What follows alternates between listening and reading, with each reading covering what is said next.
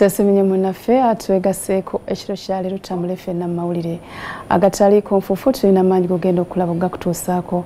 Nze Shafa Bakatamale ne munnange Mibwa Mulungi nsawukirize tulabe ebikulu n'ebimanga kutuuseeko mu bwejjuvu. Bannamwandu ba Ssegirinnya balumbye Muggya waabwe gwe balumiriza okusolooza emizigo. Tuzze ng'abakyala twogere naye mu bulungi. Pulezidenti aguddewo Yunivasite ya Aga Khan n'atongoza n'okuzimba eddwaliro awadde emidaali egy'ebbeeyi. Omuvubuka eyafumitiddwa muganzi w'ekisaaziikiddwa bannabyabufuzi babalemesezza okwogera. Bonna abali wano aze kukungubagana kukaaba. Abakwatibwako bakubye ettooki mu mbalirira y'omwaka gw'ebyensimbi 2026-2027 siringi ya Uganda eyongedde okukula. The economy is projected to register double digits.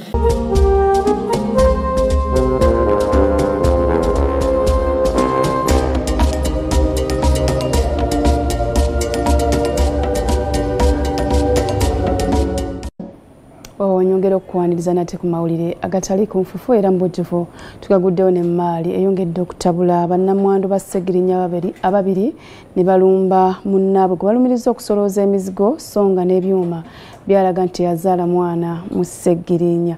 Bawandiikidde abapangisa ebbaluwa ebasaba obutaddamu kuwa muntu yenna ssente. Bannamwandu b'omugenzi Muhammad Ssegirinnya okuli Mariam Nakabuye ne Fatuma Nanfuka bagenze ku kyalo Sekati Empererwe mu division y'e Kawempe ewa Muggya we Twahiru Akandinda ke bagamba nti alemera mu nnyumba z'omugenzi ate nga bamulagira dde okuzivaamu nga Ssegirinnya yakafa. Era agambye tavaawo era tafulumawo era ye tatumanyi tatulabanga nako y'ennyumba zize era omwami yazimuwa. Tusaba ekikwatako baba basootuyamba ekyadde abatuyambe adde ebbali akoleki aveewo wakati essaawa zino wabanga alina abaana babiri baalabira ku ssente za Ssegirinnya ng'abaana ba Ssegirinnya tebalina kyakulya mbutuufu tuba tuli confused n'ensonga. Bonga bannamwandu bamuwandiikidde ebbaluwa gy'alina okuwako n'abapangisa nga tebalina kuddamu kuwa muntu yenna ssente okutuusa ng'ensonga zimaze okuggwa. Sometimes tufunyemu ebitusoomooza ng'abantu nti tuba twetaaga ku buyambi. Emabegaawo nze nganze mbadde mulwadde baluwa abamukubye essimu baali 3 ku bakazi bannange yabagamba nti nze sirina ssente. Olubadde okutuuka ne ssente w'ekyalo kino nga Musa Kibirige azzeeyo era bannamwandu ne bamubuulira embeera gye bayitamu eya mukyala munnaabo n'obutawadde 10 ku ssente z'asolooza mu nnyumba z'omugenzi. Abaana b'omugenzi bano abaazuulwa DNA nga batuufu kale oba empapula nga tezinnavaayo kale obanga looya waffe tannaba kumaliriza byakola naye wabaddewo obuyumba obusobola okutaasa abaana baffe ne bagira nga basoma. Kyokka baganya ow'amawulire okubakwata ebifaananyi nga Nakabuye agambye nti ennyumba zivaamu ssente akadde akamu kyokka nga Akandinda zonna yazitwala. Emizigo egy'ena gikola $1 million wabuli lumu ya $25,000. Tuzze ng'abakyala twogere naye mu bulungi nga tumugamba asigazeeko lumu mwasula lumu emu. Kyokka Akandinda ategeeza nti ssente ezagulaawo zaali za looni ez'abakansala.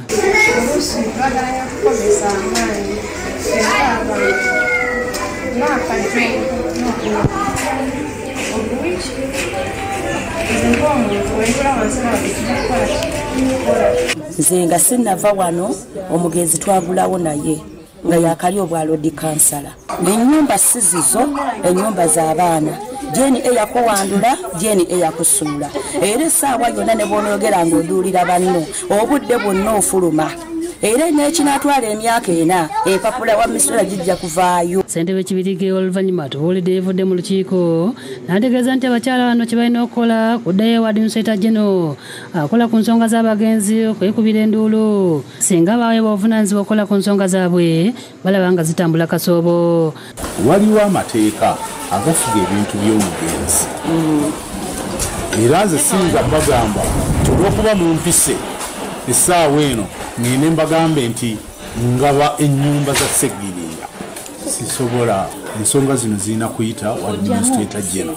Bavuddeyo bagenze ne banoonya emizigo gy'abapangisa e Kawanda ku kyalo ky'e Nakisanja nga n'emizigo gino omukwano gwa Ssegirinnya yagenda mu maaso n'okugisolooza ntalina kyawaba famire. Bwe yalina nga ba mikwano gye nga balina ebintu bya Ssegirinnya ke kaseera babize mu baana kuba ebintu by'abaana. Kyenva nsaba bannange omukyala Aisha Kabanda, bambi mutuyambe kuba maama Onalebo Madina Nseriku, maama Nabbanja, Prime Minister, muveeyo mutulwanirireko ng'abakyala tuyita mu bulumi. Wasabeka Sente Nkagere yakusakidde eggulire lino lwa Bukedde TV. Ebyo nga tubitadde ebbali, President Yoweri Museveni aguddewo Aga Khan University ezimbiddwa e Nakawa n'okutema evvuunike ery'okuzimba eddwaliro lya Aga Khan University Hospital ery'omulembe. Ono asiimye Aga Khan ne mwannyina n'abawa emidaali egy'ebbeeyi. President Yoweri Museveni Nakawa atuuseyo ku ssaawa 6:30 ng'alekeddwako First Lady era Minisita w'ebyenjigiriza n'ebyemizannyo Jendi Kata Museveni. Aniziddwa Prince Reham Al Hussein Aga Khan w'okutaano bw'atunaggulawo Aga Khan University n'okutema evvuunike ery'okuzimba eddwaliro ery'omulembe eri Aga Khan Teaching Hospital. Omugalo gutandise ng'omumyuka wa Chancellor wa Aga Khan University Sulaiman Shahabudin ategeeza nti ettabi lino kye kintu University ya Aga Khan mwesinze okuteeka ensimbi mu byafaayo byabwe, n'ategeeza n'eddwaliro erigenda okuzimbibwa lisuubirwa okuggulwawo ku ntandikwa y'omwaka gwa 2028. We expect that the new hospital will open its doors in early 2028 and will offer disciplines from cardiology to oncology, neurosciences to maternal and child care. First Lady Jendi Kata Museveni asimye Aga Khan olw'ettofaali lye batadde ku byenjigiriza mu ggwanga ng'ategeeza nti nezimbiddwa mu nkola y'omukago wakati wa Aga Khan ne gavumenti ya kuno nga gavumenti yawaayo ettaka yiika 6 okuzimbiddwa university. This project is a product of a partnership. The NRM government has generously provided the university with 60 acres of land right here. The Aga Khan University provides the expertise, the experience, and together with her partners, the immense investment required for a venture of this magnitude, and we are truly grateful for this effort. First Lady alaze essuubi nti University egenda kutumbula omutindo gw'ebyenjigiriza mu buwangwa bw'omukago gw'obuvanjuba bwa Afrika era n'ategeeza nti esuubirwa okusoosowaza okukyusa embeera z'abantu ng'omulamu omukulu ogwa Aga Khan bwe guli wadde nga ya bwannannyini. While we are aware that the Aga Khan University is a private facility, I believe the university will continue to uphold His Highness's spirit of community welfare and service to humanity through this venture. Aga Khan owokutaano asimye President Museveni olw'okubawa ettaka ate ne gavumenti ya Uganda olw'embeera ennungi gyetaddewo eri Aga Khan Development Network gisobola okukola emirimu emingi mu ggwanga lyattu. Accept my heartfelt thanks for all you have made possible here in Uganda and across our university. Your generosity will benefit countries, lives and generations to come. Yetu Master bw'amyuka Speaker asimye President Museveni olw'obukulembeze obulungi obutaddewo embeera esobozesa abantu okusiga ensimbi mu ggwanga. Your visionary leadership has enabled this country rise from rags to riches, and because of that we'll continue being proud of you, and we hope God can protect you for this country. President Museveni atanze na kusaasira Aga Khan owokutaano olw'okufiirwa kitaawe eyava mu bulamu bw'ensi mu mwezi ogwokubiri omwaka guno. And who had been here not so long ago, we are very sorry that he died when he was still making wonderful contribution to humanity. Asimye Aga Khan olw'okusoosowaza ebyenkulaakulana mu mirimu gyabwe n'okuzimba yunivasite ey'omulembe bw'eti mu Uganda kw'ossa n'eddwaliro ery'omulembe ery'okutaasa bannayuganda abazze nga banoonya obujjanjabi e Kenya.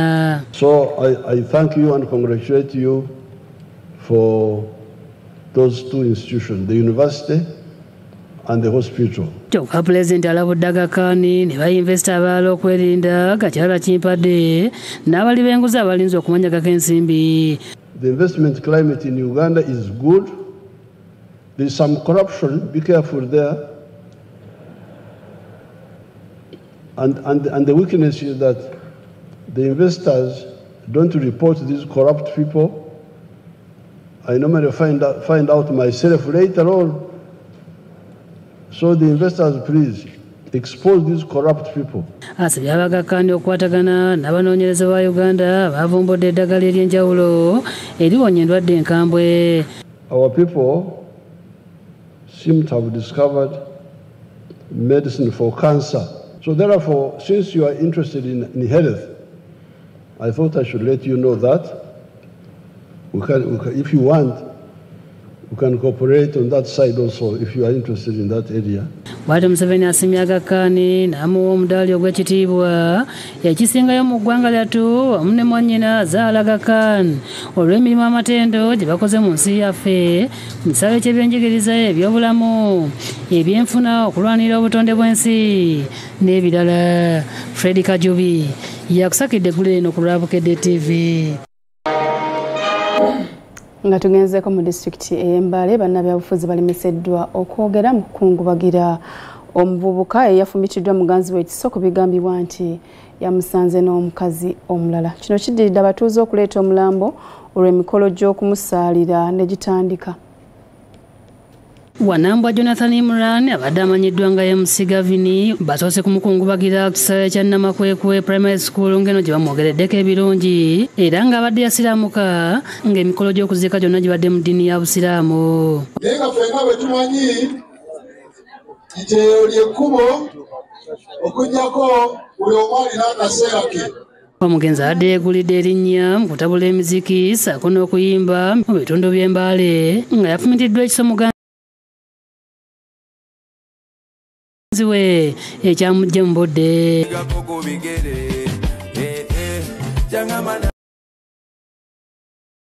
Wanambwa Jonathan Imran abadde amanyiddwa nga MC Gavini basoose kumukungubagira ku kisaawe Njagala kusaba abaana baffe abawala webanga omusajja ng'akuwasiisa ng'oli mu nnyumba naye n'akukuba akaama tireka ndeeteyo munno omulala kkiriza.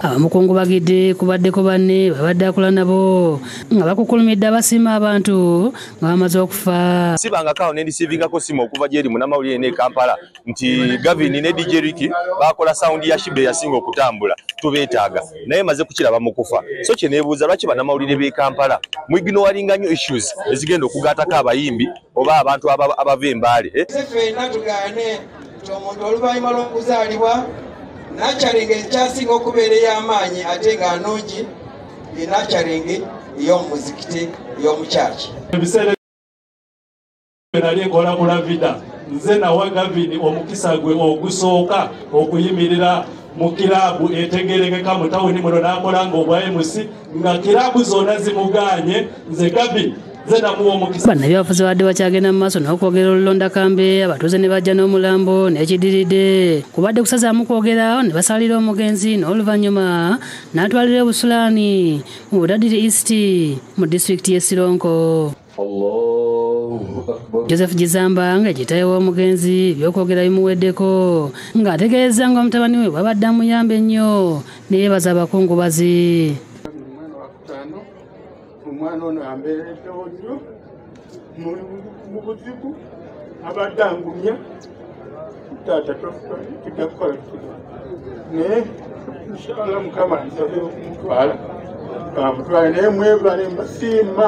Omukyala twamukutte ali mu kaduukulu tugenda mbasaba be bamutwala mu kooti mujje mubeerewo omulamuzi alabe nti munyoleddwa nnyo okuviirako muganda waffe bamuvunaane bamusibe emyaka egisingira ddala obungi si bwe kiri. Omugenzi alese abaana babiri ng'omukulu wa myaka 7 ne Nnamwandu oluvannyuma agalamiziddwa mu nnyumba ye ey'olubeerera. Omwogezi wa poliisi mu bitundu bya Elgoni Rogers Taitika Mugabi olunaku olw'eggulo yakakasizza nga poliisi yakutte Geraldine Namono abadde muganzi wa Wanambwa eyamufumisa ebiso era nga yalambuludde byonna ebyabaddewo. Omukwano bwe gubanga gugaanye obulamu bwe businga olw'okubanga kati wokkira muntu munno bosi n'omutta si ye solution. Faizo Kiza yakusakidde eggulu lino ku lwa Bukedde TV. mawulire gannakunyate aba minisitule y'ebyensimbi n'okuteekerateekera eggwanga bagumizza nti ebyenfuna by'eggwanga bitambula bulungi era nga tunatuukira mu mwaka 2030 bijja kuba bikulira ku bitundu ebisoba mu 10. Bino bibadde munyonyo mu kubaganya ebirowoozo ku mbalira y'omwaka gw'ebyensimbi 2026-2030. Okubaganya ebirowoozo ku mbalira y'omwaka ogujja ogwa 2025-2026 ku Speaker Resort e Munyonyo kwetebya kabakungu okuva mu bitongole bya gavumenti eby'enjawulo ne banywanyi baabwe nga kuguddwawo mu butongole Ssaabaminisita Robinah Nabbanja nga Ssaabaminisita tannaggulawo abakungu ba minisitule y'ebyensimbi okuli omuwandiisi w'enkalakkalira Ramadhan Gobi ne Minisita Matiya Kasaija balambuludde ku byenfuna by'eggwanga nga biyimiridde. Bakakasizza nti engeri siringi ya Uganda gyekulamu ensangi zino egoba nga kivudde ku nteekateeka ez'enjawulo eziteereddwawo gavumenti. The shilling has strengthened against the US dollars for the 4th consecutive month, appreciating at an average of mid-rate of shillings 3,507 US dollars from shillings 3,606 US dollars in June 2025. Boogedde ku nsonga ez'enjawulo kwe batambuliza ebyenfuna by'eggwanga naddala mu kiseera nga kino nga tulindiridde okusima amafuta. The strategy targets sustained investment in the 4 priority growth drivers, which are agro-industrialization, tourism, mineral development including oil and gas, and science, technology and innovation including ICT and creative arts. Bakakasizza nti okumanya ebyenfuna by'eggwanga lino bitambula bulungi ng'omwaka gw'ebyensimbi guno bisuubirwa okukulira ku bitundu 7 ku 10 kyokka emyaka egiddako okutuuka mu mwaka gwa 2029 byakulira ku bitundu 8 ku 10 ate tunatuukira mu mwaka gwa 2030 gwamma bijja kuba bisoba ku bitundu 10 ku 10. The economy is projected to grow by 7% this financial year 24-25 and at least 8% per year on average in the next 5 years. At the onset of commercial production of oil and gas in 2026, inshallah, the economy is projected to register double-digit growth rates. Kino bakyesigamiza kweyambisa obulungi ebyobugagga by'omutaka okuteeka empaka z'omupiira eza AFCON 2027 n'enteekateeka endala. We must spend the money we have efficiently and on activities that create value in the economy but also deliver services to Ugandans. Babadde aggulawo olukuŋŋaana luno Ssaabaminisita Nabbanja wadde obweyamo nga gavumenti bw'egenda okuwagira enteekateeka zonna ezigendereddemu okulaakulanya abantu n'eggwanga okutwaliza wamu. It is subversive for any leader to neglect investment in key sectors of energy, the railway, water transport, roads, because no investor can be attracted to any economy to make losses. On that note, therefore, the budget strategy aims at deepening the implementation of the stable foundation for sectors such as agro-industrialization, tourism, mineral-based industrial development. Agambye nti essuubi abantu balina okubeera nalyo kubanga gavumenti y'NRM eno eggwanga erijje wala naddala mu byenfuna okutuuka eriri olwaleero. To all the people of Uganda, I call upon you, without any forms of discrimination, to take advantage of the priority areas of the government as we drive to graduate to the upper middle income status. Ismail Nsobuga yakusakidde gule eno ku Bukedde TV. Zo enteekateeka z'emikolo gy'amatikkira g'Omukama oyo nnyimba Kabamba Igulu okunaga genda kubeera olunaku olw'enkya ziwedde. Olwaleero akoze emikolo egy'obuwangwa egikulembera emikolo gino. enteekateeka z'okuza amatikira g'omukama wa toolo oyo nyimba akabamba igulu okuna akumudu gwa 30 ziire Muggya ng'omukolo genda kubeera lunaku olw'enkya leero batandise n'okuleeta ebintu ebiwangwa omuli engoma amafumu n'ebirala olwo omukama n'akola emikolo abantu okuva mu bitundu byonna eby'obukama babadde okulaba ebigenda mu maaso abantu b'omukama bafuye amakondeere wakati mu ssanyu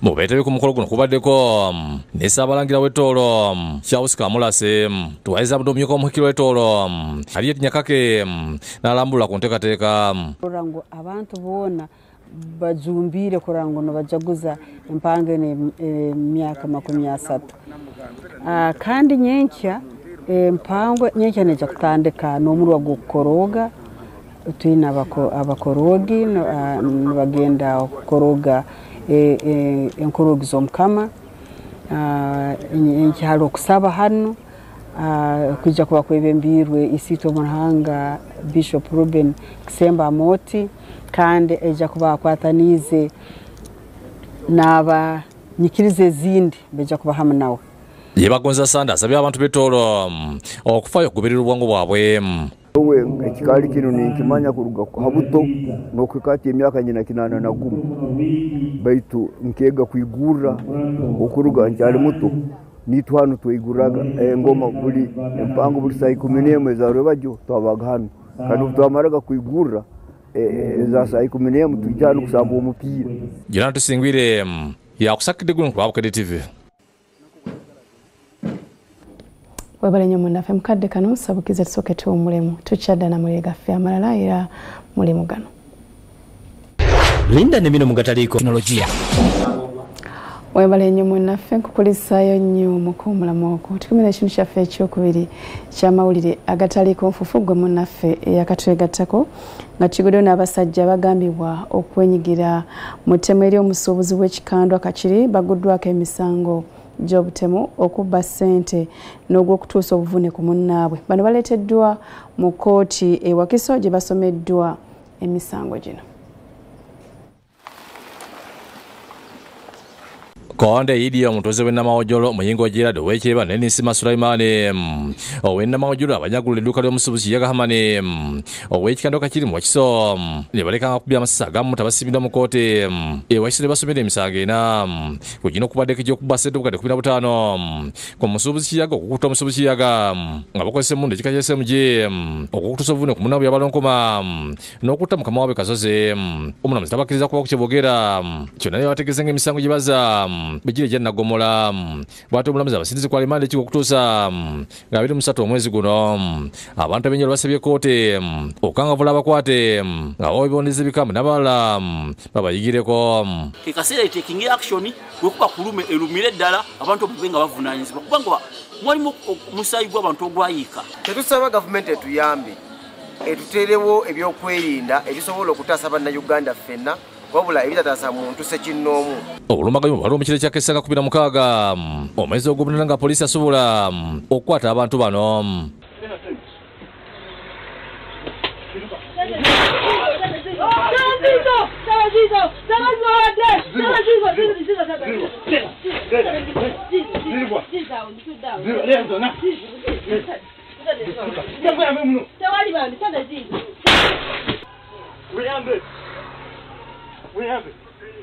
babaza mu kifo ebaddiza ettemu lino ne balaga poliisi engeri gye baaluka olukwe ne gye baakweka emmondo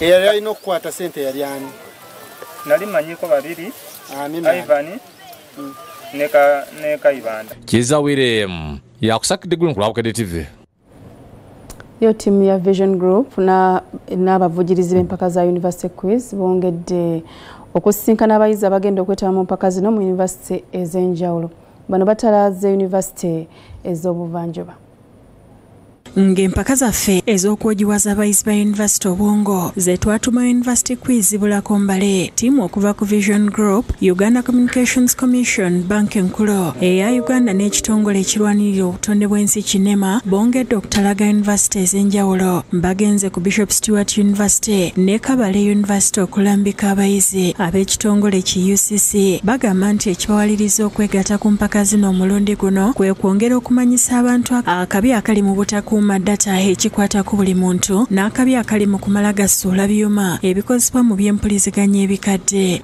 Leero tukolaganye ne New Vision okusponsoringa Ultimate Quiz Season 3. Tinaffe tufuna omukisa ogwo ne twogera n'abaana bano ne tubabuulira UCC tuli ku ki, tutuuseewa, biki bye tukolako. Tutadde essira ku electronic waste. Nga tuvudde ku e-waste, enjiri endala gye tubunya y'enjiri eya data protection. Ku lwa Vision Group Max Adi agamba ku mulundi guno batunuulira University 20. Tugenda kutunuulira universities 2.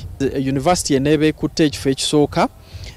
University eyo ejja kuba efuna millioni za Uganda 25. Abaana oba ba student abanaabeera beetabye mu mpaka zino buli omu ajja kuba afuna naye ebirabo omuli computers empya, laptops ne ssente enkalu. Buli omu ajja kuba afuna millioni 1 kwabo abanaaba bawangudde. Mu kyokubiri tujja kubanga university efuna millioni 15. Ekyokusatu university ejja kuba efuna millioni 10. Then mu kifo ekyokuna ajja kuba afuna millioni 4. Wa university ejja kuba efuna millioni 4. Akubiriza abayizi okusukkulumako bye basoma mu bibiina. Kubanga abaana b'amasomero beetaaga okumanya okwenjawulo okusukka ku bibiina oba okusukka ku universities. Ate bo abayizi ba Kabale University boogedde ku nsinkano eno. We are coming through and we are going to participate in the Ultimate University Quiz. Last time we were in the 4th position, but from the orientation I can ably believe that this time round we are going to actually appear in the first 3 positions. Kabale University participated in season 2. It was impromptu, but we managed to get the 4th position. We won ourselves a 75-inch screen, won ourselves a movable speaker. Items worth 5 million, and our participants were all given 200,000 each. We as Kabale University are going to make it to the topmost position, that is the first position. Bano tebaawukanye ne bannaabwe okuva ku Bishop Stewart University nabo abategeezesa bwe bati. Assure you that we are very ready to participate and bring those cash prizes home. We are doing our best and we assure you the best as far as winning and taking it home. Samuel Mudigose yakusakidde ekkulire lino ku Bukedde TV. Kale olusoma olwokusatu lutandise wabula gwe omukulu w'essomero okimanyi nti osobola okwekolera ennoni n'okekkereza ku nsaasaanya. Bino bye tukuleetedde mu kanyumiro kaffe ak'omukenkufu ke tukutuusako lunaku olwokuna. Tukyagenda maaso n'amawulire agataliiko nfuufu era ekitundu kyaffe kino tukiguddewo ne bannakibiina kya NRM abagenze ku kitebe ky'akakiiko ebyokulonda okuwaayo emikono egisemba ssentebe waabwe era pulezidenti w'eggwanga lino Yoweri Kaguta Museveni okuvuganya ku ntebe y'obwa pulezidenti mu kulonda okunabawo omwaka ogujja. Emikono gino olunaku olw'enkya lwe gitwalibwa ku kakiiko k'ebyokulonda. Emikono egikuŋŋaanyiziddwa okusemba Pulezidenti Museveni okuddamu okukwatira ekibiina ky'NRM bendera olunaku olw'enkya lwe gigenda okutwalibwa mu kakiiko k'ebyokulonda nga ssaabakunzi w'ekibiina kino Rosemary Nansubuga Sseninde asabye bannakibiina okujja mbungi okumubugiriza nga bakusimbula ku kitebe. Museveni okubeera nga yakute omumuli era ng'agenda kuyimirira nga kandidate waffe ku bwa pulezidenti. N'olwekyo ffenna tugenda kwesitula olunaku olw'enkya okumuwereke okutwala emikono ku Electoral Commission. Bino abibuulidde bannakibiina ekya Ddondo mu nsengano gy'abaddemu n'abakulembeze abasagula akalulu okuva mu ggwanga lyonna. Alaze okusomoozebwa kwasanze mu bibiina ebikunzi okwaviirako n'ekibiina okufiirwa ebifo ebimu mu kulonda okwaggwa. Twagala okulaba nga tubeera n'eddoboozi limu.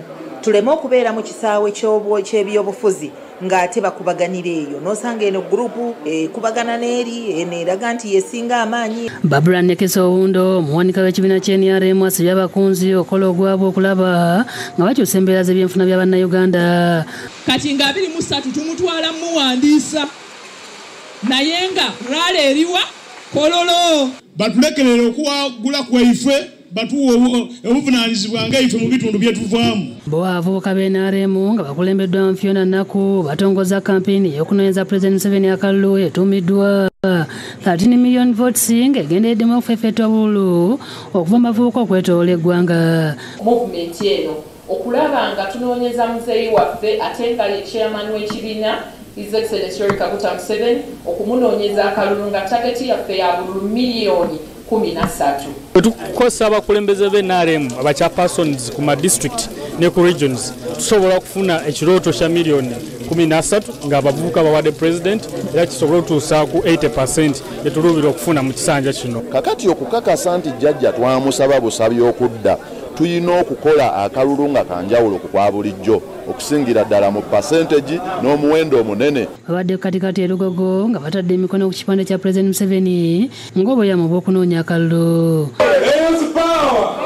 Iyo gavumenti nga eyita minisitule by'obulimi n'obulunzi edduukiridde abalimi mu Greater Luweero bawadde ebyuma omuli ebikuba kasooli ebigimusa matundubaali kandi z'amata n'ebirala olw'abantu abagiyamba okujja mu buyinza. Gavumenti ereese eki enkulaakulana eno nze njiraba ng'enkulaakulana mulime nnyo kasooli mukube kasooli tulyeko asiga gwe tulyeko afise tugende tumutundeko wa gye bataagala kulima. Parliament enkola eno teri ku muna NRM yekka wadde ekitebe kya NRM ne bana NRM be bagikulembedde naye abantu bonna abaagala okukulaakulana. Kigambibwa ng'ebyuma bino byali byaweebwayo dda kyokka abakulembeze ba disitulikiti y'e Luweero ne babitulira olw'ebyobufuzi. Omukolo gw'okubibakwasa gubadde ku kitebe kya disitulikiti nga gwetabyeko baminisita ab'enjawulo Meeja General Christopher Damulira n'abalala. Minisita Bright Lwamirama ajjukizza ab'e Luweero nga President Museveni bw'abajjukira ennyo nga wakwongera okubadduukirira. Nti olwaleero tuleesa amakula bino byolaba wano si bya mwoleso nedda mugenda kubitwala. Aboogezi okubadde minisita Alice Kaboyo basabye abakulembeze Luweero butatabiikiza byabufuzi mu nkulaakulana kubanga bingi pulezidenti byabakoledde. Ekitundu kye twasooka okuverifayinga ne mbasasula biliyoni 3 n'akasongola nakaseke ne Luweero. Amyuka Ssaabawandiisi w'ekibiina ky'NRM Rose Namayanja nga yabadde omugenyi omukulu asabye bannaluweero okuyira President Museveni obululu n'ab'NRM mu kulonda okujja n'ayambalira bannabyabufuzi abatuulira ebisindikibwa gavumenti olwo ne balabisa pulezidenti ng'atalina kyakoledde bantu. To such level of development gwenga ogamba nti olina LC5 chairman olina ababaka ba parliament tebaliwo wano including the constituency MP. Meeja General Damulira gumyeza abavubuka e Luweero nga President Museveni bw'alina ettu lyabwe okubajja mu bwavu. Y'abaana ba ghetto gye mundabye nga neenyigiramu nnyo era kye kimu ku byandeese wano okwongera okukunga abaana abo kubanga ebiseera ebyaggwa nga beenyigira nnyo mu political violence. Abalimi basinye pulezidenti olw'ebintu by'abaweereza. Baza pulezidenti olw'emmwanyi zino zenfunye ntandikwa nnungi. Omalala agataliiko nfufu kabadde kayisani mu kibuga Kyotera ng'ab'enzikiriza y'obuwangwa n'ennono bakuze olunaku lwabwe. Emikolo gino gikulembeddwa mu pulezidenti waabwe Nnaalongo Nansamba ng'abakubiriza banywerere ku pulezidenti Yoweri Museveni. Emirimu mu kibuga ekyekyotera gisanyalidde ab'enzikiriza y'obuwangwa n'ennono n'abasawo b'ekinnansi bayisiza ebivulo okwolooka olusozi wajinnya mu lwengo okwetaba ku mukolo gw'okulamaga okuziba buli mwezi ogw'omwenda bakulembeddwa mu pulezidenti w'abasawo b'ekinnansi mu kibiina kyabwe ekyobuwangwa n'ennono Nnaalongo Nansamba.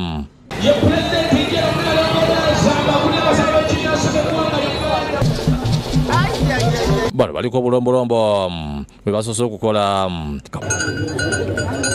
bona katomuwanga yogedde ku lunaku luno bwagambye nti lukulu nnyo nga lubayamba okwefumitiza ku bwangu bwabwe. Abantu bangi nnyo buli omu yazze okusaba n'okwebaza era tuzze okuddamu okweddabulula ng'ab'obuwangwa n'ennono. Abazze okutunula bannakigwanyize abasaanyawo ebifo by'ennono ekizingamiza obuliza bwabwe.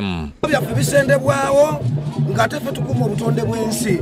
Ebifo bino bwe biggwawo obutonde bw'ensi buba bukoze eki?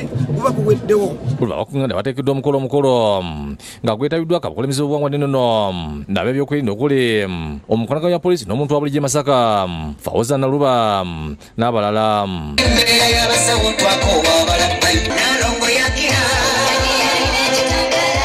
Balabudde abasawo b'ekinnansi bakola emirimu gyabwe mu bulambulukufu n'okuwala ebikolwa ebikyamu. Mukole emirimu gyammwe mu bulambulukufu nga mubadde mugitambuza, musobole okulwanyisa abo ababeerimbikamu nga basaadaaka abaana baffe. Abantu ng'abo njagala oveeyo n'omukono ogw'ekyuma bakwasa amateeka. Mubaka bwe Nalongo Nansa bagedde ku lunaku luno bwagambye twakwebaza n'okusabira eggwanga.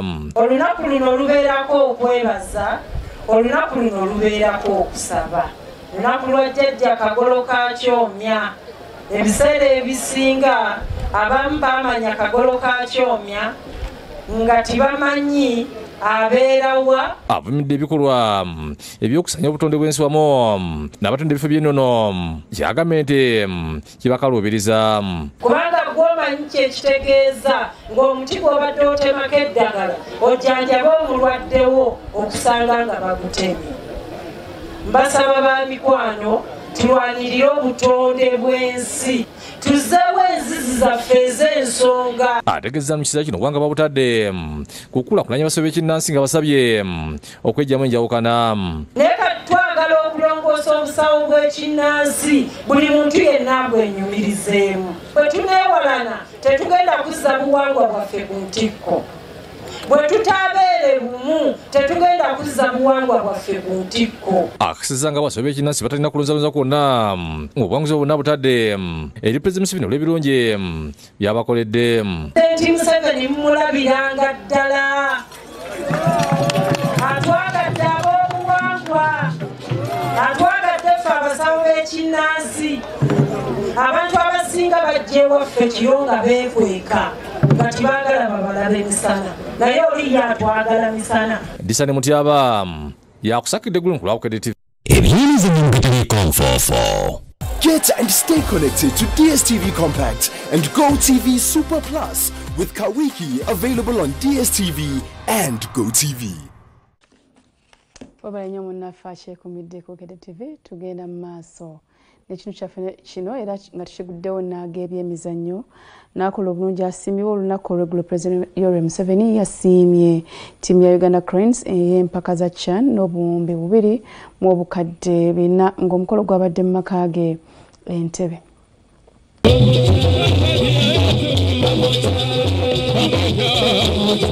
President Yoweri Kaguta Museveni ne Maama Janet Museveni babadde musanyu jerere nga bakyaza abebyemizannyo. Omwabadde n'okusiima ttiimu ya Uganda Cranes eya CHAN olunaku olw'eggulo mu maka gaabwe agasangibwa Entebbe. Bano babadde bakulembeddwa Minister Patrick Ogwang, abakungu ba National Council of Sports, President wa FUFA, abazannyi ba Uganda Cranes wamu n'abakungu okuva mu bibiina by'ebyemizannyo eby'enjawulo, n'akulira Vision Group Don Wanyama naye yabaddeyo. President Yoweri Museveni yali yeeyama buli buwanguzi Cranes bwenaafuna mpaka za CHAN nga wakubawo buli muzannyo obukadde 30 era ng'obuwanguzi obw'emirundi 2 President Museveni yawadde ttiimu obuwumbi 2 mu obukadde 4 nga cheeke eno yagibakwasiza olunaku olw'eggulo nga kisuubira nti buli muzannyo wakufuna obukadde 6. Something like 30 million each, which would be 1.2 billion. Now, did you win 2 times or 3 times? 2 times. 2 times. Yes. So I have already put the money on your account. Your Excellency, we pay our players from our structures, so we already had their bank accounts. Oh, okay. And what we did, we just submitted the list of all the players and the officials that comprise the team. Okay. To make sure that we keep the cohesion. We also included a few people who may not look very important, like the bus driver, but is part of that whole team when they're in camp. Okay. and that's how they were able to receive their money. Okay. Mama Janet Kataha Museveni naye yasiimiddwa olw'obuwagizi eri ttiimu wamu n'okwongera okuwagira ebyemizannyo naddala eky'okuzimba ebisaawe mu ggwanga ng'ono yasiimiddwa n'ekirabo. It gave us an opportunity to recognize the strengths we have as a nation, to put ourselves together in various ways to successfully co-host a month-long sports tournament. It was also an opportunity to identify areas that we shall have to do better. Pira gwa Uganda Cranes ogwaggulawo yakubwa Algeria gol 3 kuweerere nga kino president yabuuzizza abatendesi kwe kyava. Why should all these 9 or so people go forward? Why wouldn't you have the 5 forward and others? What is the problem? My explanation, we all attack and we all defend. And the building up starts with the goalkeeper. And we try to finish. But everybody is attacking, everybody is defending. It's a job for everyone. We have 11 players on the pitch. Yes, I saw, yes, actually what you are saying. You know, you could hire me as a coach if you wanted. Mu mpaka za CHAN, Uganda yaviiriddeyo ku luzannya lwa quarter final omulundi ogusoose mu byafaayo nga yakubiddwa Senegal gole mu kuweerere nga kati obuufu babutunuliza World Cup ez'okusunsulamu ne AFCON mu Novemba w'omwaka guno e Morocco. Olunaku lw'eggulo mu lukiiko lwatuuziddwa e Mengo, Minisita Robert Serwanga yakaliza ssentebe w'essaza lya Butambala Hajji Adam Ntale abazannyi n'omutendesi mu mpaka zino.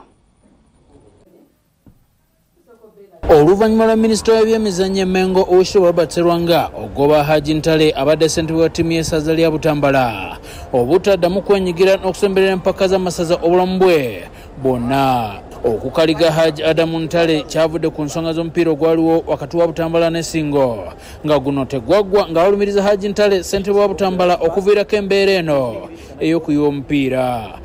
Buli muzannyi ayali ku kisaawe mu kaseera ak'okutandika omupiira nga muteebeddwa ggoolo ne mugaana okutandika omupiira ogwo, omuzannyi oyo yenna ayali ku kisaawe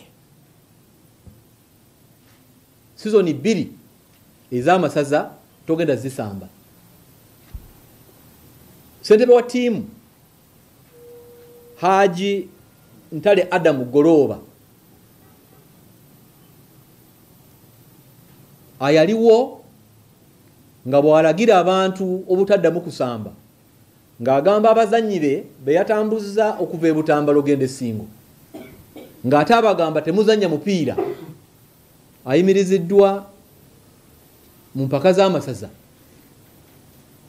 obutaddamu kusemberera ttiimu yonna ya ssaza. Serunga ensonga zange tezigenda kukoma wano, ngenda kugenda ewa Ssaabasajja Kabaka. 1 ngenda mulaga ebbaluwa gye wampandiikidde. 2 ngenda mulaga ka vidiyo ak'omupiira ogwaliwa e Singo batunyonyole na stoppinga abasambi. 1 tiimu y'essaza ly'e Butambala tetwalina bawagizi. 2 embeera yaliwo abasambi baffe baali bavudde mu mbeera nga baagala kulwana. Nemba stoppinga nga nengera nti bagenda kukola. Abakulira empaka z'amasomero ga senior ne primary beegasse okulaba nga bongera okutumbula ebitone by'abayizi okubira ddala ku mutendera ogwa wansi. Association zona zeyongere ziberewo tubere ne Uganda Primary School Sports Association ne Uganda Secondary School Sports Association ate ziba zikola emizanyo omu primary no mu secondary independently ate obutumalawo waggulu yaffe tufunewo association eyitujja tubeera nange tubeera mu nga bwe tutambula bulungi nnyo nti tugenda n'aba USSA nga tugenze nabo naye kati obanga ali ku maaso ya muntu oli kubanga oba tolinayo buyinza tolinayo bwanannyini kati kyakusalirawo kyabakola naye kino kye tugenzeemu kitukakasiza ndi ffenna twenkanya obuyinza obuliyo bwe baba waliwo okugabana mbu wabagaba kiro za muceere 10 mbamanyi ndi ezange ziriyo 5 ne za munange ziriyo meka ziriyo 5 abantu bange baba tebasobola kukola ki kufanjala kigenda kutuyamba era tulowooza nti kitutambuza nnyo kigenda kuyambako n'omuzannyo kuno okukula. Ly'ettendekero lya Prostrate Academy lisiimye bamusaayi mutongo omukulu okukoleddwa Jackson Mayanja ne George Semwogerere. Abaliko basita ba Uganda Cranes Jackson Mayanja, George Semwogerere, Tom Muwonge ne Patrice Senfuka bakyaliddeko ettendekero lya Prostate Sports Academy. Omukolo gubadde gwa kuggalawo enkambi y'oluwummula ku kisaawe kya TMK Gardens ekiteezi ng'abaana bangi babanguddwa mu mpisa saako n'okubuulirwa engeri gye basobola okutwala ekitone kyabwe mu maaso nga bwe basoma. Jackson Mayanja asiimye abaana bali wansi w'emyaka 9 olw'okukozesa omutindo omulungi era nga basitukidde mu kikopo ekyabali wansi w'emyaka 9 e Rwanda. Omwana okutandika nga okubeera victorious ng'alabye obuwanguzi ng'akyali mwana muto ekyo kintu kyamaanyi nnyo so n'olwekyo nkubiriza n'abazadde bonna abali eyo Prostate Academy bagyettanire okukwata ku mwana oyo bamuyigirize basics mu mupiira ku myaka tulina abaana ab'emyaka 6 ab'emyaka 5 7 9 kati omwana oyo musubira bw'afuna bino ebitandikirwako ku mupiira kusiba kupasinga kugaba ojja kulaba omwana akulaakulanye mu bitono okwawukana kuffe abavanga ne tugukuba. Z'empaka za Chapa League eza sizoni ey'omulundi ogw'ekkumi zituuse ku luzannya lwa quarter final nga zino zaakubawonga ennaku z'omwezi 2 Embarara. Chapa League oye! Chapa League oye! Ra! Cha! This season it has been a unique one. After changing our league structures, we agreed to play top 8. We agreed to play top 8. The league format has been over the last 9 seasons. We have been playing, and like a league format, a good example is Premier League. The one who have the most points, you take the trophy or you take the shield. This season it has been a unique one. We play the top 8 teams will have to fight for the field. The theme road to the Clal and the grand finale, which is going to take in Mbarara, there are specific top 8 teams which are going to Mbarara to fight for the shield on the final day. Nagebye emizannyo okkiriza nkusiibule kwagalize ekiro ekirungi Katonda bwe kitibwa ku nkuumire sula bulungi weeraba. Omusomi waffe ayambaziddwa Abanana Shoppers Point abasangibwa ku JBK Plaza.